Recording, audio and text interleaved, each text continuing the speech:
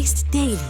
Taste the Daily. தமிழரின் பாரம்பரிய திருவிழாவை கொண்டாடுவோம் புத்தாடை பொங்கலோடு. The Chennai Silks. Let the celebrations begin. இப்போது புதிய அறிமுகம் ஆச்சி ஹோட்டல் சாம்பார் 50 கிராம் ரூபாய் 20 மட்டுமே.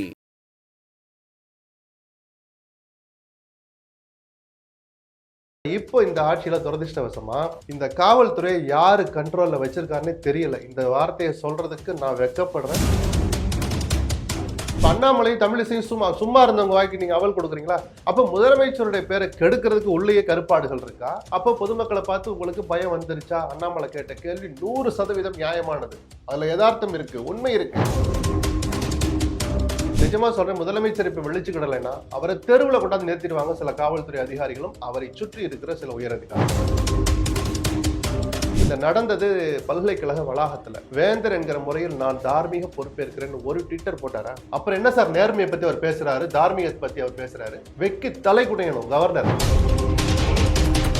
தத்துவங்கள் நீர்த்து போச்சுங்கிறதுக்கு நீங்க சொல்லிதான் தெரியணுமா? உலகம் முழுக்க தத்துவங்கள் காணாம போச்சு, கொள்கை பிடிப்பு இல்ல. மற்ற எந்த கட்சியை கம்பேர் பண்ற போது திமுகவினர் கொள்கை பிடிப்பு மிக்கவங்கன்னு சொல்றாங்க. இன்னைக்கு 90% அந்த பிடிப்பெல்லாம் யாருக்கிட்டே இல்ல.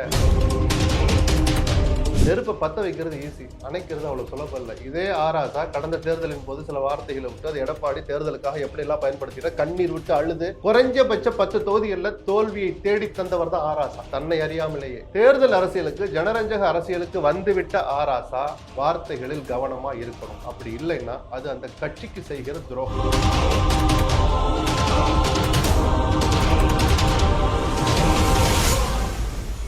ஐபிசி தமிழ் நேயர்களுக்கு வணக்கம். இன்றைய நேர்காணலில் நம்மோடு இணைந்திருப்பவர் மூத்த பத்திரிகையாளர் எஸ்பி லக்ஷ்மணன் அவர்கள். வணக்கம் சார். வணக்கம். தமிழ்நாட்டில் போராட்டம் நடத்தணும் அப்படின்னு சொன்னால் அனுமதி கொடுக்கறது இல்லை, போராட போகணும் அப்படின்னு சொல்லி ரோட்டில் நடந்து போனால் கைது பண்ணிடுறாங்க. இப்போப்பட்ட ஒரு ஆட்சி தான் இங்கே நடந்துட்டு இருக்கு அப்படின்னு சொல்லி அண்ணாமலை சொல்கிறார். எதிர்க்கட்சி தலைவர் எடப்பாடி பழனிசாமி சொல்கிறார். கூட்டணி கட்சியாக இருக்கக்கூடிய கம்யூனிஸ்ட் கட்சிகள் கூட இதை பற்றி பேச ஆரம்பிச்சிருக்காங்க. தமிழ்நாட்டில் போராடுறதுக்கு அனுமதியே கொடுக்க மாட்டேங்குது இந்த அரசாங்கம். ஒரு பத்திரிகையாளராக நம்ம வெளியில இருந்து கவனிச்சு பார்த்தோம்னா அனுமதியே கொடுக்கலைங்கிறத நம்மளால நம்ப முடியல. ஆனால் ஒவ்வொரு நாளும் கைதுன்னு சேர்த்து தான் செய்தி வருது. அனுமதியை மீறி போராட்டம் நடத்தினார்கள், கைது செய்தார்கள், திருமண மண்டபத்தில் வைத்திருந்து மாலை விடுவிக்கப்பட்டார்கள் அப்படிங்கிற செய்தி அதிகமாயிட்டே போகுது. இந்த எண்ணிக்கை குறையணுங்கிறது தான் ஜனநாயகத்தின் மேல நம்பிக்கை இருக்கிற யாருமே விரும்புவாங்க. அது இந்த செய்திகளுடைய எண்ணிக்கை. 2 hours டைம் தரோம், அப்படி ரோட்டில் ஓரமாக அந்த பக்கமாக இருந்து ஆர்ப்பாட்டம் பண்ணிட்டு கிளம்புங்க. அந்த மாதிரி அனுமதி கொடுக்குறதுனா கைதுக்கு வேலையே இல்லை.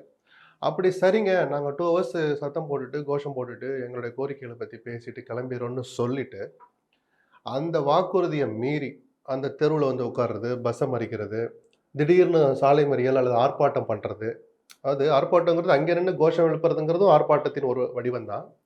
ரோட்டை மறிச்சுக்கிட்டு பஸ்ஸை மறிச்சுக்கிட்டு நீங்கள் ஆர்ப்பாட்டம் பண்ணுறதும் இன்னொரு வடிவம். அது அப்போ வாக்குறுதியை மீறி அப்படி யாராவது நடந்துக்கிட்டா கைது பண்ணுறதுல தப்பே கிடையாது, காவல்துறையோட கடமை அது.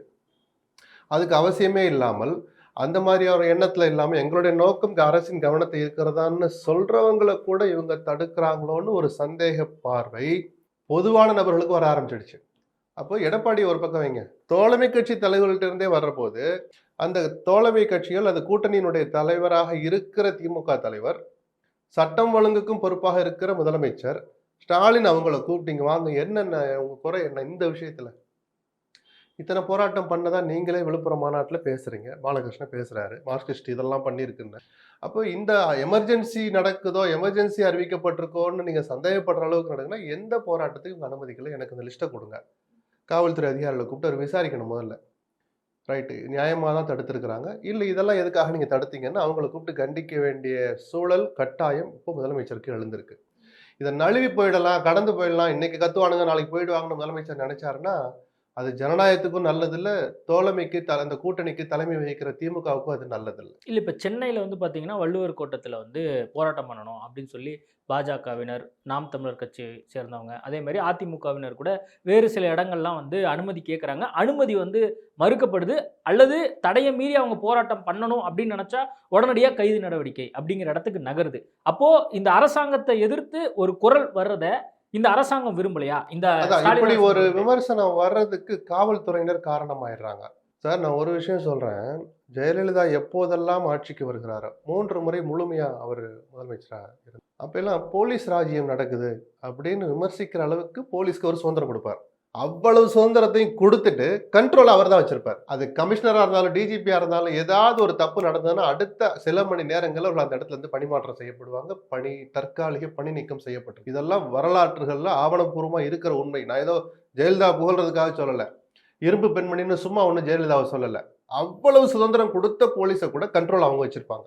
ஆனா இப்போ இந்த ஆட்சியில துரதிருஷ்டவசமா இந்த காவல்துறையை யாரு கண்ட்ரோல்ல வச்சிருக்காருன்னே தெரியல. இந்த வார்த்தையை சொல்றதுக்கு நான் வெட்கப்படுறேன். துரதிருஷ்டவசமான சூழல்ன்றதை நான் ஒத்துக்கிறேன். ஏன்னா முதலமைச்சர்கிட்ட சொல்லிட்டு சில வேலைகள் நடக்குதா, இல்ல நடந்த பிறகாவது அவருக்கு சொல்றாங்களா, இல்ல செயலாளர்கள் முதலமைச்சருடைய செயலாளர்களோட நிறுத்திக்கிட்டு சில விஷயங்கள் நடக்குதா அப்படின்னு நமக்கு புரிய மாட்டேங்குது. அதுக்கு ஒரு உதாரணம் சொல்றேன். அரசு நிகழ்ச்சிக்கு வர்ற பெண்கள் கிட்ட துப்பட்டாவை, கருப்பு நிற துப்பட்டாவை எடுத்து கீழே போடணும்னு சொன்னது யாரு? நேர்மையான பதில் இதுவரைக்கும் அரசு கிட்ட இருந்து வரல. சொத்தையா ஒரு விளக்கம் போலீஸ்ல இருந்து வந்துச்சு. ஒரு இன்ஸ்பெக்டரும் அங்க இருந்த காவலர்களும் தப்பு பண்ணிட்டாங்க. ஒரு ஆர்வ கோளாறுல பாதுகாப்பு யாரு காதுல பூ சுத்துறீங்க, யாரை ஏமாத்த நினைக்கிறீங்க? நிச்சயமா ஒரு இன்ஸ்பெக்டர் இந்த முடிவு எடுக்க முடியாது. 4 ஆண்டு கால ஆட்சியில முதல் முறையா அந்த சம்பவம் நடக்குது. கிட்டத்தட்ட கொள்கை முடிவு மாதிரி அல்லது அரசினுடைய செயல்பாடுகளை நேரடியா முதலமைச்சரை உரசி பார்க்குற மாதிரி அவரை நோக்கி கேள்வி வர்ற மாதிரியான ஒரு செயல் அது. யாராவது இதுக்கு முன்னாடி போராட்டம் பண்ணியிருக்கிறாங்களா? ஸ்டாலினுக்கு எதிராக கருப்பு கொடி காட்டிருக்காங்களா? மற்ற அரசியல் கட்சியினரே அறிவிக்கலையே. அன்னைக்கு நடந்த தொல்லியல் துறை நிகழ்ச்சி, அதுல ஆர்வம் இருக்கிற மாணவ மாணவிகள், ஆராய்ச்சியில சம்பந்தப்பட்டவங்க, நீங்க கூப்பிட்ட விருந்தினர்கள் தான் இங்க உள்ள வர போறாங்க. அதிமுகவோ பாமகவோ பிஜேபியோ முதலமைச்சரை எதிர்த்து நான் கருப்படி காட்டும் அன்னைக்கு அறிவிச்சாங்களா? எதுவுமே இல்லையே. அப்ப எதுவுமே இல்லாம திடீர்னு ஒரு பொண்ணுங்க போட்டு துப்பட்டாவை எடுத்து கீழே போடுற அதிகாரத்தை உங்களுக்கு யாரு கொடுத்தா? அப்பதான் காவல்துறை யார் கட்டுப்பாட்டுல இருக்குன்னு தெரியலன்னு நான் சொல்றேன். அது ஒரு கிளாரிட்டி இல்லாம தான் இருக்கா நீங்க சொல்றீங்கல்ல? நிச்சயமா சார், யாருன்னு சொல்லுங்க. இவ்வளவு பெரிய முடிவு எப்படி எடுத்தீங்க? இப்ப அண்ணாமலை தமிழிசையும் சும்மா இருந்தவங்க வாய்க்கு நீங்க அவல் கொடுக்குறீங்களா? அப்ப முதலமைச்சருடைய பேரை கெடுக்கிறதுக்கு உள்ளேயே கருப்பாடுகள் இருக்கா? இல்ல என்ன நடக்குதுன்னு நிஜமாவே நமக்கு புரியல சார். இது நேரடியா முதலமைச்சருடைய இமேஜை பாதிக்கிற விஷயம். அப்போ பொதுமக்களை பார்த்து உங்களுக்கு பயம் வந்துருச்சா? அண்ணாமலை கேட்ட கேள்வி 100% நியாயமானது. அதுல யதார்த்தம் இருக்கு, உண்மை இருக்கு. பயப்படுகிற அரசு தான் கருப்பு கொடியை பார்த்து பயப்படும். நீங்களே பிரதமரா இருந்த மோடிக்கே கருப்பு கொடி காட்டின கட்சி தானே. திமுகவுக்கு பேர் என்ன தெரியுமா சார்? 67 இருந்து 70 வரைக்கும் திமுகன்னு யாரும் சொல்ல மாட்டாங்க. கிராமங்கள்ல கல்லூரிகள்ல கருப்பு சட்டக்காரங்கம்பாங்க. அவங்க அடையாளமே கருப்பு தான். இன்னைக்கு நீங்க கருப்பை பார்த்து பயப்படுறீங்கிற விமர்சனத்துக்கு உயிர் கொடுத்ததே நீங்க தான். நிஜமா சொல்றேன், முதலமைச்சர் இப்ப வெளிச்சுக்கிடலைன்னா அவரை தெருவில் கொண்டாந்து நிறுத்திடுவாங்க சில காவல்துறை அதிகாரிகளும் அவரை சுற்றி இருக்கிற சில உயர் அதிகாரிகள். ஓகே, இந்த அண்ணா யூனிவர்சிட்டி விவகாரம் தொடர்பா போராட்டம் அதிமுகவினர் மற்ற கட்சியினர் எல்லாரும் பண்றாங்க. ஆளுநரை எதிர்த்து இப்போ திமுகவினர் நேற்று சென்னையில பண்ணாங்க. திமுகவினர் மீதும் காவல்துறை வழக்கு பதிவு பண்ணியிருக்கு. ஆனா ஒரே நாள்ல கிட்டத்தட்ட ஒரு அசம்பிள் ஆகி சென்னையினுடைய மெயின் சிட்டில எம்பில இருந்து ஆளுங்கட்சிக்கு அனுசரணையாதான் போலீஸ் நடத்திட்டு இருக்காங்க. அதுவே தப்புதான். ஜனநாயகத்தின் மேல நம்பிக்கை இருக்கிறவங்க தமிழிசை நேத்து கேட்டாங்கல்ல, அப்ப எங்களுக்கு ஒரு நீதி உங்களுக்கு ஒரு நீதியான்னு கேட்டாங்கல்ல. அப்போ அந்த போராட்டத்தை இங்க நடத்தி முடிச்ச பிறகு வழக்கு போடுறீங்க. மற்ற கட்சிகள் அப்படி பண்ணலையே. அண்ணா பல்கலைக்கழக விவகாரத்தை பல கட்சிகள் அரசியலுக்காக தான் பயன்படுத்துறாங்க. எதிர்கட்சிகளுடைய வேலையே அதுதான். திமுக இருந்த போதும் திமுக இந்த வேலை தான் பண்ணாங்க. அரசுக்கு எதிராக அல்லது அரசு தோல்வி அடைந்ததாக நினைக்கிற ஒரு விஷயத்துல அதை மக்கள் முன்னாடி அம்பலப்படுத்துறதுக்கு அரசியல் கட்சிகள் கடைபிடிக்கிற வழிமுறை நடைமுறை இதுதான். அதை யாரும் மறுக்கல. ஆனா உயர்நீதிமன்றமே தலையிட்டு இது நீங்க அரசியலுக்காக பண்ணாதீங்கன்னு சொல்லிடுச்சு. பல பேர் அரசியலுக்கு தான் பண்றாங்க. அதை நான் சொல்றதுக்கெல்லாம் வைக்கப்படல. எனக்கு எந்த பயமும் கிடையாது, தயக்கமும் கிடையாது. அரசியலுக்கு தான் போராட்டம் பண்றாங்க. ஏன்னா யார் அந்த சார்னு கேட்கறாங்கல்ல, பிஜேபியும் சேர்ந்து கேட்குது இல்ல. ஏன் உங்களால யார் அந்த சார்னு கண்டுபிடிக்க முடியாதா? யாரை ஏமாத்துறீங்க? எத்தனை உயர் அதிகாரிகள் அண்ணாமலை கூட நேரடி தொடர்புல இருக்கிறாங்க. முதலமைச்சருக்கு தெரிஞ்சும் தெரியாமலும் டாப் 10 அதிகாரிகள் குறைஞ்சது 5 பேர் அண்ணாமலையோட தொடர்புல இருக்கிறாங்க. அண்ணாமலை கிட்ட இந்நேரம் ஞானசேகரன் நம்பர் இருக்கும். தொலைத்தொடர்பு துறை அவங்க கண்ட்ரோல்ல தான் இருக்கு. பிளைட் மோட்ல அவர் போட்டாரா போடலையா, இல்ல கமிஷனர் சொன்னது பொய்ன்னு நிரூபிக்கிறதுக்கு அண்ணாமலைக்கு அரை நாள் போதும். அடுத்த நாள் பிரஸ் மீட் வச்சு அம்பலப்படுத்திருக்கணும் நேரம். ஏன் அண்ணாமலை மௌனம் காக்குறார்? சொல்லுங்க சார், எதுக்கு சார் நீங்க மௌனமா இருக்கிறீங்க? இந்நேரம் இந்த அரசினுடைய முகத்திரையை கிழிக்க வேண்டாமா? பிளைட் மோடுன்னு சொன்னீங்களே, பாருங்க அந்த 7 மணில இருந்து 10 மணி வரைக்கும் எத்தனை காலம் அவன் பண்ணியிருக்கான். எடுத்து வீதியில போட்டிருக்கணும்ல. விசாரணையை பாதிக்கிற விஷயம் அல்ல, எதிர்கட்சியினுடைய கடமை அது. அரசின் ஆவணம்னு சொல்ற, ரகசிய ஆவணம்னு சொல்ற பால் கமிஷன் அறிக்கையை கலைஞர் எடுத்து வெளியிட்டார் பத்திரிகையில். அது குற்றம் தான். ஆனாலும் அரசியலா அது பார்க்கப்படுது. இன்னைக்கு கலைஞருடைய வீரத்துக்கு அது அடையாளமா காட்டப்படுது. அண்ணாமலை தாராளமா கால் லிஸ்ட் எடுத்து போட்டுட்டுமே. கமிஷனர் சொன்னது போய் அப்ப உறக்க கேட்கணும், யாரை காப்பாற்ற இந்த அரசு முயற்சிக்கிறது. நிஜமாவே நான் ஒரு இதாக சொல்கிறேன், 70-80% சான்ஸ் சார்னு ஒருத்தர் இல்லைன்றதுக்கு தான் வாய்ப்பு இருக்குது. அப்படிதான் நம்ம நினைக்கிறோம். ஏன்னா அந்த பொண்ணு கவனிக்குது, லாஜிக் உள்ள விளக்கம் தான் இது. ஃப்ளைட் மோடு போட்டு சும்மா மிரட்டுறக்காது, மச்சான் வாடா அப்படின்னு கூட சிலதெல்லாம் சொல்ல மிரட்டுறதுக்கு கூட அதை பயன்படுத்தி இருக்கலாம். அது பொய்ன்னு நிரூபிக்கிற வாய்ப்பு வேற யாரையாவது நான் சொல்றேன்னா அண்ணாமலை தான் நான் சொல்லி காட்டுறேன். ஏன்னா அவர் தான் பல டாக்குமெண்ட் எடுத்து போடுறாரு, டிஎம்கே ஃபைல்ஸ் எல்லாம் கொண்டாந்து போடுறாரு. அந்த பெண்ணுக்கு நீதி கிடைக்கணும்னு நினைச்சா இன்னும் அந்த ஒரு ஆதாரத்தை அண்ணாமலை போட்டுக்கணும்ல. சரி, கால் லிஸ்ட் எடுக்கிறீங்க, நிஜமாவே ஃப்ளைட் மோடு தான், அதில் சுவிட்ச் ஆஃப்னு வரும். ஆமா, கமிஷனர் சொன்னது நிஜம்தான். அதனால இவனை தப்ப விட்டுறாதீங்க. இவன் ஒருத்தன் தப்பு பண்ணிக்கா, இவனை சீக்கிரமா அந்த சட்ட நடைமுறைகளை முடிச்சு தண்டனை வாங்கி கொடுங்கன்னு அப்படி சொல்றதா சார் நேர்மையான அரசியல். அந்த பொண்ணுக்கு ஒரு நிஜமான நீதியை வாங்கி தர்றதா இருக்க முடியும்.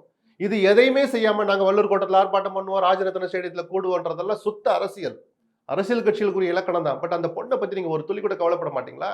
இந்த அரசு நடந்துகிட்ட லட்சணம் அந்த எஃப்ஐஆர்லேயே தெரிஞ்சு போச்சு. முதல்ல எஃப்ஐஆர்ல அந்தந்த வார்த்தையில எழுதலாமா? நானும் பல வழக்குகளை கவனிச்சு வந்தேன் ஒரு பத்திரிகையாளராக கடந்த 25 ஆண்டுகளா. ஒரு அழுத்தம் வராமல், ஒரு ஃபோன் கால் வராமல் எந்த இன்ஸ்பெக்டரும் எஃப்ஐஆர்ல அந்த வார்த்தைகளை எழுத மாட்டாங்க. நீங்க எடுத்து படிச்சு பார்த்தீங்கன்னா லீக் ஆயிடுச்சு, பொண்ணு பேரை சொல்ல வேண்டாம், நம்ம படிச்சு பார்த்தா அந்த பொண்ணை குற்றம் சொல்ற மாதிரியே தான் வார்த்தைகள் இருக்கும். என்ன சார் அக்கிரமம் அது? அப்ப அந்த இன்ஸ்பெக்டர் இது வரைக்கும் சஸ்பெண்ட் பண்ணீங்களா? லீக் ஆனதெல்லாம் அப்புறம் சார், எழுதுனதுலே தப்பு இருக்கு சார். பெண்ணை பெத்த எந்த தகப்பனும் எந்த தாயும் படிச்சா துடிச்சிருவாங்க சார் அந்த வார்த்தைகளை. நடந்ததாவே இருக்கட்டும், ஏமா இதெல்லாம் இதுல எழுதாத, இதை சொல்லாத, நீ 164 ஸ்டேட்மெண்ட், நீ மாஜிஸ்ட்ரேட் முன்னாடி பூட்டின அறைகளுக்குள்ள போய் நடந்ததெல்லாம் சொல்லலாம், ரகசிய ஆவணமாவே அது பாதுகாக்கப்படும். இந்த அட்வைஸை யாராவது ஒரு அதிகாரி அந்த பொண்ணுக்கு சொல்லி கொடுத்தீங்களா? பதட்டத்திலான அந்த பொண்ணு இருந்திருக்கும். பணக்கார பெண்ணா இருக்கலாம், படிச்ச பெண்ணா இருக்கலாம், ஃபைனல் இயர் பொண்ணா இருக்கலாம், கடந்த 3 ஆண்டுகள் அனுபவம் இருக்க பொண்ணா இருக்கலாம் அதே கேம்பஸ்ல. அந்த சூழல் எந்த பொண்ணுக்கும் பதட்டத்தை தான் கொடுக்கும். அப்ப அதுக்கு உதவி பண்றதுக்கு பதிலா நீங்க எஃப்ஐஆர்ல எழுதுற வார்த்தைகள்லயே இந்த அரசினுடைய கோர முகம் தெரியுது. ஏன் அரசுன்னு சொல்றேன்னா, தார்மீக பொறுப்பு முதலமைச்சருக்கு தான். அவரை மட்டும் நான் சொல்ல விரும்பல, வேந்தர்ங்கிற முறையில் எனக்கு அதிகாரம் இருக்குன்னு சொல்லி துணைவேந்தர்கள் கூட்டத்தை எத்தனை தடவை இந்த ஆர் என் ரவி கூட்டினார் இந்த 4 வருஷத்துல, இந்த பதவிக்கு வந்த 3 வருஷத்துல 3.5 வருஷத்துல. இந்த நடந்தது பல்கலைக்கழக வளாகத்துல. வேந்தர் என்கிற முறையில் நான் தார்மீக பொறுப்பேற்கிறேன்னு ஒரு ட்விட்டர் போட்டாரா? அப்புறம் என்ன சார் நேர்மையை பத்தி அவர் பேசுறாரு, தார்மீகத்தை பத்தி அவர் பேசுறாரு? வெக்கி தலை குடையணும் கவர்னர். அவர் அந்த ட்விட்டரை போட்டுட்டு, ஆனாலும் எந்த சம்பவம் தமிழ்நாடு நடந்தாலும் சட்டத்துக்கு புறம்பாக, சட்டம் ஒழுங்குக்கு பொறுப்பாக இருக்கிற உள்துறை அமைச்சர், அந்த உள்துறையை கவனிக்கிற முதலமைச்சரும் இதுக்கு தார்மீக பொறுப்பேற்கணும் கூட ஒரு ட்விட்டர் போட்டிருக்கணுமே. வெக்கி தலை குனிஞ்சிருப்பாரு ஸ்டாலின். ஏன் சார் 2 பேருமே பதுங்கி பதுங்கி இருக்கிறாங்க? அதனால சொல்ற எல்லாரும் சேர்ந்துதான் அந்த பொண்ணுக்கு அநீதி இழைக்கிறாங்கன்னு நான் சொல்லுவேன். எல்லாரும் பண்றது அரசியல் தான். ஸ்டாலின் இதுவரைக்கும் ஏதாவது வெளிப்படைய ஒரு அறிக்கை, ஒரு ட்விட்டர் விட்டுருக்காரா இந்த பொண்ணு விஷயத்துல? இல்ல, அதுதான் இப்ப வந்து மிக ஒரு விஷயத்த சொல்லிடுறேன் சார். அந்த ஞானசேகரனை கண்டுபிடிச்சிட்டாங்க. இந்த பையன் தான் தெரிஞ்சு போச்சு போலீஸ்க்கு. கேமரா பாக்குறாங்க, ஏதோ ஒண்ணு படிச்சு இந்த வண்டியை பாக்குறான், ஆமா இவன் தான். நமக்கு கிடைச்ச தகவல் முதல் நாள் அவனை ஸ்டேஷனுக்கு கூட்டியாந்துடுறாங்க. அந்த நைட்டே அவனை விட்டுருக்காங்க. அப்ப முதலமைச்சர் எல்லா கேஸ்லயும் போய் அவர் தலையிட முடியாது. இதெல்லாம் ஒரு SHO பண்ற வேலையை போய் CM பண்ண முடியுமான்னு? நீங்க உங்களுடைய நிறுவனர் பேர்ல இருக்கிற பல்கலைக்கழகம், தமிழ்நாட்டினுடைய அடையாளமா இருக்கிற ஒரு கேம்பஸ்குள்ள நடந்த விஷயத்தை இங்க வாங்க, என்ன நடந்துச்சு? அந்த இன்ஸ்பெக்டரை ஏசியும் கூப்பிடுங்க, அட்லீஸ்ட் கமிஷனரை கூப்பிடுங்க. யார் ஃபோன் பண்ணா? எப்படி பிடிச்சிட்டு வந்த ஒரு குற்றவாளியை, குற்றம் சாட்டப்பட்ட ஒருத்தனை அன்னைக்கு நைட்டு எப்படி வெளியே விட்டீங்க? கூட்டிட்டு போனது ஒரு வட்டச்செயலாளர்னு ஒரு தகவல் இருக்கு, திமுக வட்டச்செயலாளர் இருக்கு. ஞானசேகரன் திமுகவே இல்லைன்னு காட்டுற அந்த மெனக்கடலை அந்த வட்டச்செயலாளர் ஃபோன் பண்ணாரான்னு இன்ஸ்பெக்டர் கேட்டா, ஏசியை கேட்டா சொல்லிடும், ஆமா சார் சோ பேசினாரு. அந்த ஆளை நேரம் கட்சியை விட்டு நீக்கி இருக்கணும்ல. அப்புறம் என்ன சார் நீங்க திமுகவுக்கு தலைவர், அப்புறம் என்ன சார் நீங்க முதலமைச்சர்? இதை பத்தி ஒரு துளி கூட ஒரு கவலைப்படல. இந்த தப்பதான் அவங்க பண்ணாங்கன்னு நானும் ஒத்துக்கோனே தவிர, சார்னு ஒருத்தர் இருக்கிறாரு, அந்த சார் யாரு, அமைச்சரா, அந்த அமைச்சரா, அந்த ப்ரொஃபஸரா, விசியா அப்படின்னு நீங்க சந்தேகப்பட ஆரம்பிச்சீங்கன்னா, அந்த சார் அண்ணாமலையாவும் இருக்கலாம், கவர்னரா இருக்கலாம், யாராவது இருக்கலாம் சார். இல்ல, இப்போ அது வந்து பொய் சொல்றவனுக்கு எதுக்கு சார் கட்டுப்பாடு? இப்ப அந்த வெளிப்படைத்தன்மை இல்லாதனாலதான் அந்த யார் அந்த சார் அப்படிங்கிறது இப்போ வெளிப்படைத்தன்மை இல்ல. நீங்க SITன்னு ஒண்ணு அமைச்சாச்சு, விசாரணை ஒரு பக்கம் போயிட்டு இருக்கு. எல்லாத்தையும் நீங்க வெளியே சொல்லணும் அவசியம் இல்ல. முதலமைச்சர் ஒரு தனிப்பட்ட முறையில் திமுக தலைவரா முதல்ல நடவடிக்கை எடுத்தாரா? எதுக்கு திமுக வட்டச்செயலாளர் பேர் எதுக்காக அடிப்படுது? எத்தனையோ இடத்துல ஜெயிச்சாங்க, கோட்டூர்புரத்துல திமுக தோத்துச்சு. அப்ப இதுக்கு என்ன காரணம்? இல்ல, இப்போ மாவட்ட செயலாளர் வரைக்கும் பேசிருக்காரு சார். இல்ல, என்ன அப்ப ப்ரூவ் பண்ணணும்னு நினைக்கிறாங்க? இப்ப ரகுபதி விளக்கம் கொடுக்குறாரு. ரகுபதி அவசரப்பட்டு தான் சொன்னார். உயர்கல்வித்துறை அமைச்சர் சிவசங்கர் விளக்கம் கொடுக்குறாரு. எல்லாருமே விளக்கம் கொடுக்குறாங்களே, இதுக்கும் எங்க கட்சிக்கும் சம்பந்தம் கிடையாது. அதான் சார், அதுலதான் மெனக்கடுறாங்களே தவிர இதெல்லாம் வெளியே சொல்லுங்க சார், நடிங்க சார். கட்சி தலைவரா, முதலமைச்சரா என்ன சார் நீங்க நடத்திருக்கணும்? நிஜமாவே அந்த வட்டச்செயலாளர் ஃபோன் பண்ணாரா? ஞானசேகரனை கூட்டிட்டு போனது அவர் தானா? உறுதிப்படுத்துறதுக்கு 1/2 மணி நேரம் போதும் சார். இன்னைக்கு வரைக்கும் பண்ணாரா சார்? ஏன் பண்ணல? அப்ப இந்த தலைக்குணுவே நீங்க சந்திச்சுதான் ஆகணும். இல்லாத சார் அவங்க கேட்பாங்க, நீங்க பதில் சொல்லிட்டு முட்டிக்குங்க, வேற வழி இல்லை. ஏன்னா திமுக இந்த அரசியல் தானே கடந்த காலங்களில் பண்ணாங்க. ஆனா எல்லாரும் சேர்ந்து அந்த பொண்ணை போட்டு இப்படி பண்றதுல தான் ஒரு ஒரு ஆண் மகனா நானும் ஒருத்தருக்கும் சகோதரனா இருக்கிறேன். நமக்கும் நம்ம வீட்டு பிள்ளையா இருந்தா நம்ம எப்படி சார் துடிப்போம்? இப்படி வீதியில வந்துட்டு எல்லாம் போட்டு பரப்புவீங்களா? அரசியலுக்கு பயன்படுத்துவீங்களா? அதுக்கு இந்த அரசும் மறைமுகமா துணை போகுதுன்னா நமக்கு வருத்தமா இருக்கு. ஓகே, இப்ப கவர்னர் இதுல என்ன பண்ணியிருக்க முடியும்? என்ன வந்து அவர் தவறு இழைத்து விட்டார் வாயை நினைக்கிறீங்க? திறந்து பேசணும் சார் அவரு. அதிகாரத்தை சுவைக்கணும்னு மட்டும் உங்களுக்கு அவ்வளவு அக்கறை இருந்துச்சுல்ல? எனக்கு அந்த அதிகாரம் இருக்கு. ரெஜிஸ்ட்ராரை நான் தான் போடுவேன். துணைவேந்தரை நான் தான் போடுவேன். அரசினுடைய பிரதிநிதி அங்க இருக்கணும்னு அவசியம் இல்ல. யுஜிசி பிரதிநிதி போதும்னு அந்த நிர்வாகத்தை கையில எடுக்கணுங்கிறதுக்கு இவ்வளவு மெனக்கெடுகிற ஆளுநர் உங்க வீட்டுல இருந்து 1/2 கிலோமீட்டர் தூரத்துல இந்த சம்பவம் நடந்திருக்கு. தலை குனிச்சிருக்க வேண்டாமா? இப்போ எதுலையுமே தலையிடாத ஆளுநர் அவர் பாட்டுக்கு வர்றாரு, மற்ற கவர்னர் மாதிரி சாப்பிட்றாரு, தூங்குறாரு, ஏதாவது சம்பிரதாயத்து 4 நிகழ்ச்சிகளை படுத்துக்கிறாருன்னா பரவாயில்ல. நீங்க எல்லாத்தையும் தலையிட்டு அரசியல் பேசுற ஆளுநர், அதே பல்கலைக்கழகம் வளர்ந்து தினசரி நிர்வாகத்துல தலையிடுற ஆளுநர் இதுல மட்டும் கண்டுக்காம இருக்காரு எப்படி? ஏன் இவரை செஞ்சிருக்கணும்ல? அவர் அப்படி கம்முன்னு இருக்கிறாரு, முதலமைச்சர் ஒரு பக்கம் கம்முன்னு இருக்கிறாரு. அந்த பொண்ணுக்காக நான் பரிதாபப்படுறேன். ஓகே, இப்போ இது 2 பேரும் தவறு இழைச்சிருக்காங்க. என்ன நடக்குதுங்கிறது அந்த விசாரணையில வந்து கண்டிப்பா தெரிய வரும். இப்போ இந்த போராட்டங்கள் குறித்து நம்ம பேசணும். யார் கேட்டாலும் உரிய அனுமதி வந்து கேட்டாங்க அப்படின்னா கண்டிப்பா குடுப்பாங்க அப்படிங்கிற விளக்கத்தை செய்தி தொடர்பாளர்கள் சொல்றாங்க, அமைச்சர் சொல்றாங்க, ரகுபதி சொல்றாரு, எல்லாருமே சொல்றாங்கும்போது திட்டமிட்டு அரசியல் பண்ணுவதற்காக போராட்டம் கூட இந்த மாதிரி தூண்டி விட்டு போராட்டம் இது நடறாங்களா மற்ற அப்படிங்கிற கட்சியில ஒரு பார்வை. சொல்லலாம். தோழமை கட்சியில எப்படி சொல்றாங்கன்னா முழுக்க முழுக்க அப்படி பொய்யாவா சொல்லுவாங்கன்னு ஒரு நிமிஷம் முதலமைச்சர் கூப்பிட்டு கேட்கணுங்கிறேன். பாலகிருஷ்ணன் சொன்னது நிஜம். ஐயோ எமர்ஜென்சி அறிவிச்சிட்டாங்கன்னு நான் சொல்லல. உங்க தோழமை கட்சி தலைவர் ஒருத்தர் சொல்றாரு, கூப்பிட்டு பேச மாட்டீங்களா? ஒரு தலைவர் தோழமையில இன்னைக்கு தொடர்ற ஒரு தலைவர் சொல்றாரு, 10 தடவை டைம் கேட்ட முதலமைச்சரை சந்திக்க பதிலே வரலைங்கிறார். அப்போ நீங்க ஒரு 3 பொது தேர்தல்ல பெரும் வெற்றியை நிரூபிச்சார், ஆளுமைன்னு நிரூபிச்சார். அது மட்டும் போதுமா உங்களுக்கு? எலெக்ஷன் வர்றப்பதான் தோழமை கட்சியில் நீங்க கூப்பிட்டு பேசுவீங்களா? அதான் வேல்முருகன் பச்சையாக போட்டு கேட்டாரு. கூட்டணி பேசுறதுக்கு மட்டும் அமைச்சர் எத்தனோட பேசுறாரு. ஜெயிச்சு வந்த பிறகு பிஏ பேசுறேன், டவாலி பேசுறேன்ட்டு என்னை கூப்பிடுறாங்கன்னு அவரு தன்னுடைய ஒரு ஆதங்கத்தை சொன்னார். ஒருத்தருக்கு அந்த மாதிரி வருத்தங்கள் இருக்கு. ஒரு தடவை முதலமைச்சர் கூப்பிட்டு கவனிக்கணும் சார். இதை முதலமைச்சர் தான் கவனிக்க முடியும். நான் இன்னொரு விஷயத்த சொல்றேன். துப்பட்டாவை எடுத்து கீழே போட்டீங்க. அவமானப்பட்டது இந்த அரசு. ஆனா கண்டுக்காத மாதிரி ஒதுக்கி போறாங்க. அவமானம் தான். இந்த அரசின் முகத்தில் விழுந்த கரும் புள்ளி அது. காரணம் யாரா இருந்தாலும் சரி, நடந்துடுச்சு, வருது, ஒரு விளக்கம் கொடுத்துட்டாங்க. உதயநிதி என்ன பண்ணிருக்கணும்? துணை முதலமைச்சர் பதவி வாங்குனீங்கல்ல, சரி அப்பாவுக்கு 1000 வேலைப்பள் இருக்கு, உள்துறை நீங்க கையில் எடுக்க வேண்டாம். அப்பா நான் உங்களை கூப்பிட்டு என்னன்னு கேட்கிறேன், கமிஷனரை, டிஜிபியை, உளவுத்துறையினரை வர வச்சு என்ன நடந்துச்சு? இல்ல அதுதான் நானும் கேட்க இந்த வந்தேன். அனுமதி யார் கொடுத்தா? உதயநிதி கேட்டிருக்கணுமா, கேட்டிருக்கூடாதா? இந்த நிமிஷம் வரைக்கும் அப்படி ஒரு கூட்டம் நடந்ததோ எனக்கு தெரியல. அப்ப நாட்டுல என்ன வேணாலும் நடக்கட்டும், ஒரு விளக்கம் கொடுத்தா சரியா போகும்னு நினைச்சா அப்ப நீங்க இப்படிதான் அரசியல் பண்ணீங்களா? நீங்க ஒரு சின்ன காரணம் கிடைச்சா என்ன துள்ளி குதிச்சிங்க. எடப்பாடி காலத்துல, ஜெயலலிதா காலத்துல. தப்பு இல்லை, எதிர்கட்சியோட இலக்கணமே அதுதான். அப்ப இப்ப எதிர்கட்சிகள் அதை எடுத்து பேசத்தானே செய்வாங்க. இல்ல இப்போ உதயநிதி இதை பத்தி பேசாம இருக்காரு. இப்போ அண்ணா யூனிவர்சிட்டி விவகாரமா இருக்கட்டும், அதே மாதிரி இந்த தமிழ் தாய் விவகாரமா இருக்கட்டும், அதே மாதிரி இப்போ நீங்க சொன்ன கூட அந்த துப்பட்டா விவகாரமா இருக்கட்டும், அவர் நேத்து கூட ஒரு ஸ்போர்ட்ஸ் ஈவெண்ட்ல பங்கேற்கிறாரு. கிட்டத்தட்ட ஒரு நிமிஷத்துக்குள்ள பேட்டி முடிச்சு இல்ல நீங்க உதயநிதி எல்லாத்துலயும் கருத்து சொல்ல அவசியம். முதலமைச்சர் ஆக்டிவா இருக்கிறார். நான் சொல்றது அவருக்கு வேலைப்பள்ளுன்னு நினைக்கிற விஷயங்கள்ல துணை முதலமைச்சராக இருக்கிற உதயநிதி இந்த மாதிரி விஷயங்களை கூப்பிட்டு தப்பு நடந்துடுச்சுன்னு வெளியே தெரிஞ்ச பிறகாவது அந்த விஷயங்களை சரிப்படுத்துற முயற்சிகள்ல இறங்கலைன்னா நாளைய தமிழகத்தின் நம்பிக்கை நட்சத்திரம் அப்படின்லாம் முரசொலியில போடுற வாசகங்கள் வெற்று கோஷமா தான் இருக்கும். திமுகவுக்கு மட்டும் எதிர்காலம்னு அவங்க சொல்லல, நாளை முதல்வரும் நீங்க தான் உங்களை கோஷம் எழுப்புறாங்க. அதுல 50% வாய்ப்பும் இருக்கு அந்த கட்சி இருக்கிற இன்னைக்கு கட்டமைப்பு வச்சு பார்த்தா.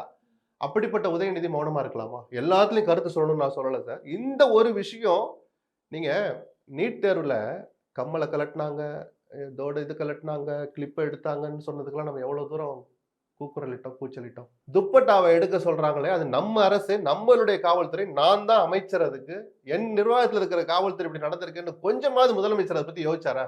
ஒரு கமெண்ட் போட்டாரா? நான் வெட்கி தலை குனிகிறேன்னு ஒரு ட்விட்டர் போட்டா என்ன குறைஞ்சிருவாரா? சொல்லுங்க சார். சரி, அவர் செய்யல, இது இனிமேல் வராது. உதயநிதி கூப்பிட்டு ஒரு மீட்டிங் நடத்தினாரு. இனிமேல் பாதுகாப்பு ஏற்பாடுகள்ல ஒரு எல்லை தாண்டி வருகிற பொதுமக்களை அச்சுறுத்துறது மாதிரியோ அவங்களுடைய கண்ணிய குறைவாக அவங்ககிட்ட நடந்து கூடாதுன்னு நான் இன்ஸ்ட்ரக்ஷன் கொடுத்துருக்கேன்னு ஒரு பிரச்சனை சொல்லட்டும் சார். இந்த பிரச்சனை கௌரவமா நேர்மையா முடிவுக்கு வரும். மாறா இப்படி ஒரு சம்பவமே நடக்காத மாதிரி 2 பேர் கடந்து போறாங்க.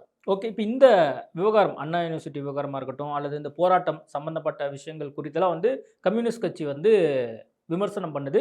கே பாலகிருஷ்ணன் வந்து பொது மேடையிலேயே வந்து விமர்சித்து பேசினார். அடுத்த நாள் முரசொலியில் ஒரு கட்டுரை ஒன்று வருது, தோழமைக்கு இது இலக்கணம் அல்ல, நேரடியா வந்து நீங்க முதலமைச்சரை சந்திங்க. சரி, இலக்கணம் இல்ல முதலமைச்சர் சந்திக்க சொல்றீங்கல்ல, இன்னொரு கூட்டணி கட்சி தலைவர் நான் 10 தடவை டைம் கேட்கிறேங்கிறார், ஏன் டைம் கொடுக்கல? சொல்லுங்க சார். அது நிஜமா இருந்தா முரசொலி வைக்கப்படணும், முதலமைச்சர் வைக்கப்படணும். நான் இப்பவும் சொல்றேன், நீங்க ஒருத்தருக்கு டைம் வாங்கி கொடுக்குற வேலை உங்க வேலை இல்லை, என் வேலை இல்லை. நமக்கு காதுக்கு வரும்ல. நீங்க சொன்ன அதுல என்ன நியாயமான விமர்சனமும் அந்த முரசொலியில இருக்கு. போராட்டத்துக்கு அனுமதியே கொடுக்கலன்னு சொல்றீங்களே பாலகிருஷ்ணன், அதே மேடையில நாங்க இத்தனை போராட்டத்தை மார்க்சிஸ்ட் முன்னெடுத்திருக்கிறது, இதையெல்லாம் நடத்திருக்கிறோம்னு ஒரு 10 பட்டியல் போட்டுக்கல. அது எந்த ஊர்ல நடந்துச்சுன்னு கேட்டாங்க. அனுமதி கொடுக்க தானே அந்த போராட்டத்தை நடத்தி நீங்க சாதனையில காட்டுறீங்க. அப்போ முழுமையா உங்களுடைய கருத்து உண்மை அல்ல அப்படின்னு ஒரு கருத்தை சொல்றாங்கன்னா, இதை தாண்டி உங்களுக்கு என்ன வருத்தம் இருக்குன்னு கூப்பிட்டு பேசுங்க. இல்ல இப்போ பாலகிருஷ்ணன் வந்து அவசர நிலையை ஞாபகப்படுத்துற மாதிரி ஒரு விஷயம் இருக்குங்கிறது அவரு சொல்றாருல்ல. அப்படி என்ன இந்த அரசாங்கம் வந்து கூட்டணி கட்சிகளை நடத்துது அப்படிங்கிற ஒரு இல்ல அப்படின்னா அது பார்வை. பாலகிருஷ்ணன் தான் சொல்லணும். நம்ம பட்டியல் போட்டு நான் சொல்றதுக்கு இல்ல. எனக்கு அப்படி ஒரு சூழ்நிலை நம்ம இல்ல இப்ப அண்ணாமலை சார் இந்த சொல்றாரு. அரசை விமர்சிக்கிறதுக்கு 1000 விஷயங்கள் இருக்கு.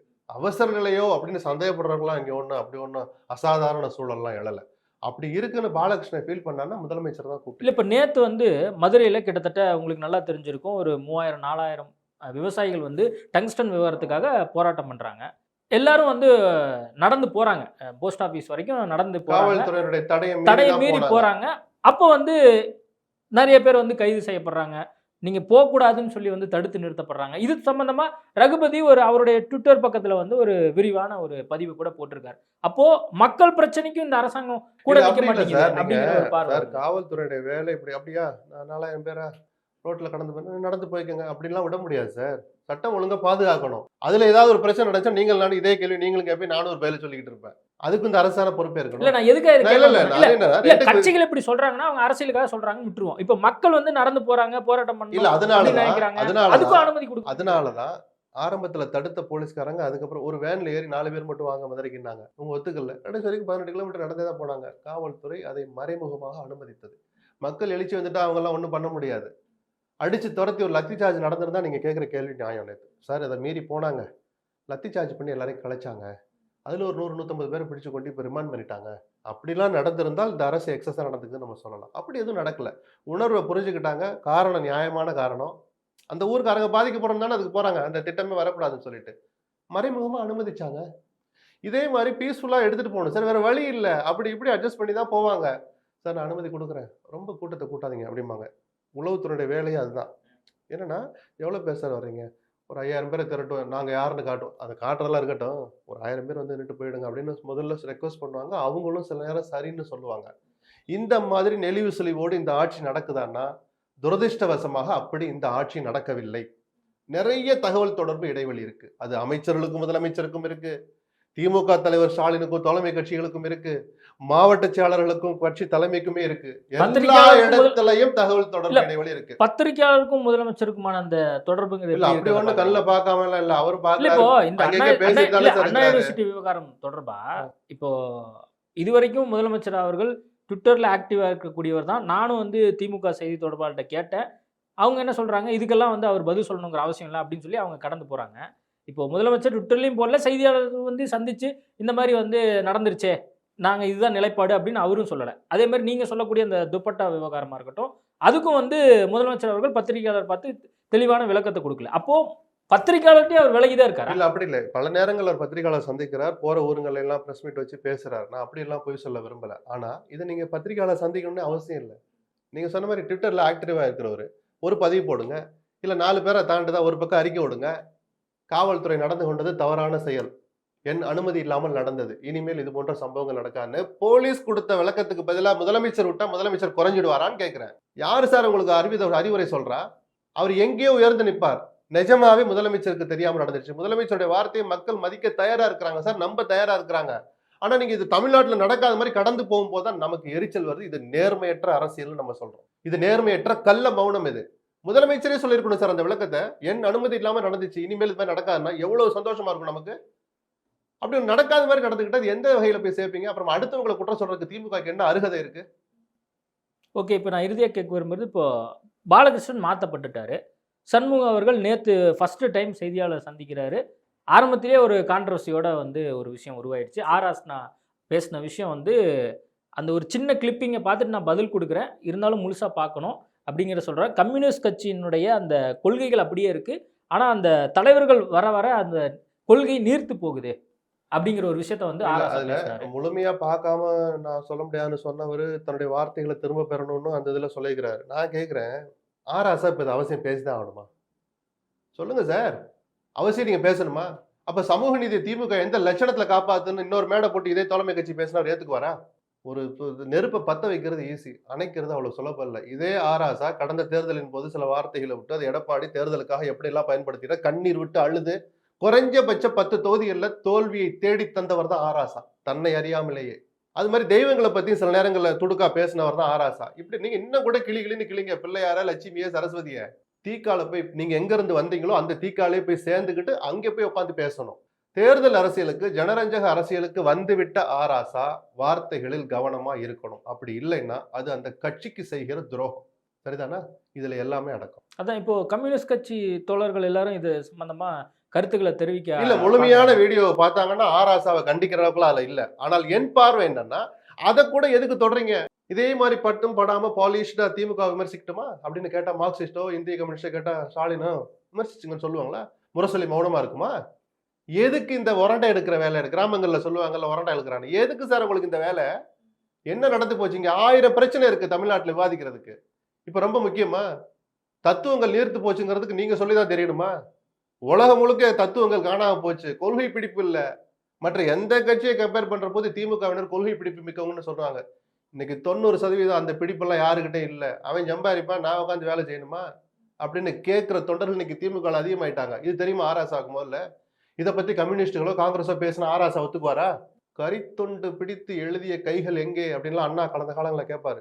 தேர்தல் அறிவிச்சாச்சுன்னா கேண்டிடேட் அறிவிக்கிறதுக்கு முன்னாடி வெறும் உதயசூரியனை மட்டும் கரித்துண்டல் அப்படி எழுதுவான் திமுக தொண்டை அந்த காலத்துல. இன்னைக்கு யாரையாவது அப்படி பார்க்க முடியுதா? பணம் வரட்டும், பெயிண்டருக்கு சொல்லியிருக்கிறேன் அப்படிமா. அப்ப கொள்கை பிடிப்பு திமுக காணாம போச்சுன்னா ஆராசா ஒத்துக்குவாரா? நெஜம் அதுதான். அவர் ஒத்துக்கலன்னு நெஜம் அதுதான். இந்த உண்மையை காங்கிரஸ் பேசட்டுமா? ஆளை வச்சு பேச சொல்லுமா? இப்படிதான் நீங்க தோழமையை கட்டமைப்பீங்களா? இந்த கூட்டணி தொடரும், வரும் தேர்தலில் நாம தான் ஜெயிப்போம்னு சொல்லிவிட்டு இந்த உரண்டை இழுக்கிற வேலை பண்ணீங்கன்னா அது அவ்வளவு நல்லது இல்லை. இல்லை, இப்போ அதிமுகவோ அண்ணாமலையோ சொல்றது மாதிரி இப்போ அந்த கூட்டணிக்குள்ள அந்த குழப்பம் உருவாக தொடங்கிருச்சா 2025 ஸ்டார்டிங்லேயே? இல்லை சார், குழப்பம் இல்லை. எல்லாருக்கும் எதிர்பார்ப்புகள் இருக்கு, கனவுகள் இருக்கு, ஆசைகள் இருக்கு. இதெல்லாம் எப்படி சமாளிச்சு அவர் அந்த கூட்டணியை தக்க வைக்கிறாங்கிறத பொறுத்து இருக்கு. இன்னும் 1 வருஷம் இருக்கு அதுக்கு. இப்பவே சார் கிளகலத்து சார்னு சொல்றதுக்கு நம்ம ஒன்றும் எதிர்கட்சி கிடையாது. எல்லாருக்கும் நான் தான் சொல்றேன், 10 தடவை அப்பாயின்மெண்ட் கேட்டீங்கன்னா எனக்கு டைம் வரலன்னு ஒரு தோழமை கட்சி தலைவர் சொல்லிக்கிட்டு இருக்கிறாருன்னு. அவர் அப்படியா, நீ கொடுக்க வேண்டாம், இன்னொரு 6 மாசம் 8 மாசம் போட்டோம், வருவீங்களே என்கிட்ட, அப்போ வச்சுக்கிறேன்னு அவர் உள்ள கருவிக்கிட்டு இருப்பாரு. இதை சரிப்படுத்த வேண்டிய கடமை திமுக தலைவருக்கு இருக்கு. ஓகே சார், நிறைய விஷயங்கள் குறித்து பேசியிருக்கோம். நேர்காணல் கொடுத்ததுக்கு மிக்க நன்றி. நன்றி. Taste Daily. Taste the Daily. தமிழரின் பாரம்பரிய திருவிழாவை கொண்டாடுவோம் புத்தாடை பொங்கலோடு. The Chennai Silks. Let the celebrations begin. இப்போது புதிய அறிமுகம் ஆச்சி ஹோட்டல் சாம்பார் 50 கிராம் ரூபாய் 20 மட்டுமே.